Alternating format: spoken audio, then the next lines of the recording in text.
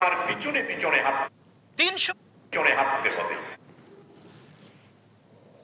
প্রশাসন আমাদের কথায় উঠবে, আমাদের কথায় বসবে বলে মন্তব্য করেছেন জামায়াতে ইসলামীর কেন্দ্রীয় কর্ম পরিষদ সদস্য ও সাবেক সংসদ সদস্য শাহজাহান চৌধুরী। শনিবার সন্ধ্যায় নগরের জিইসি কনভেনশন সেন্টারে জামায়াতের নির্বাচনী দায়িত্বশীলদের সমাবেশে শাহজাহান চৌধুরী আরও বলেন, জামায়াতে ইসলামীর জন্য এই সুযোগ ভবিষ্যতে আর আসবে না।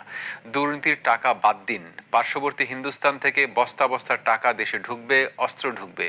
যার যার নির্বাচনী এলাকায় প্রাইমারি স্কুলের মাস্টারকে দাড়িপাল্লার কথা বলতে হবে, উচ্চ মাধ্যমিক বিদ্যালয়ের সমস্ত শিক্ষককে দাড়িপাল্লার কথা বলতে হবে, পুলিশ পেছনে পেছনে হাঁটতে হবে।